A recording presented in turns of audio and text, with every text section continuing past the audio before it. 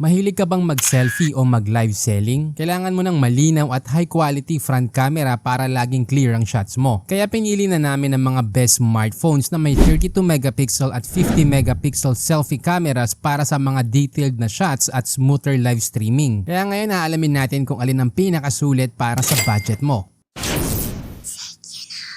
Kung under 9K ang budget mo, sobrang sulit nito dahil aside sa mataas na pixel ng front camera, meron na din tong quality display. Walang iba kundi ang Itel S25 Ultra. May 6.78-inch Full HD Plus 3D Curved AMOLED display, 393 ppi, 120Hz refresh rate, 1400 nits at Gorilla Glass 7i. Naka-Unisoc T620 on Tutu score na around 322K, 8GB RAM, 256GB UFS 2.2 storage, Android 14 at up to 2 major Android upgrades. Pagdating sa camera, naka 50 megapixel main at yung 32 megapixel selfie shooter. Idagdag mo pa ang 5000 mAh battery, 18 watts charger at bypass charging. May SRP na 8,299 pesos. Paalala lang, hindi lang megapixel ang basihan ng camera quality. Mas mahalaga pa rin ang sensor size, image processing, OIS at aperture. Pero again, para sa ganitong budget, halos same lang lahat ng sensor na ginagamit. Ang advantage naman kasi ng mataas na megapixel ay pwede ka mag-zoom in o mag-crop nang hindi lumalabo ang image o video quality, pero again, syempre may limit pa din yan. Ang susunod naman sa ating listahan ay ang Infinix Note 45G. May 6.78-inch Full HD Plus AMOLED, 393 ppi, 120Hz refresh rate at 1800 nits. Naka-Dimensity 7020 on Tutu score na around 456K, Android 14, 12GB RAM at 512GB storage. Pagdating sa camera, naka 108 megapixel main, kaya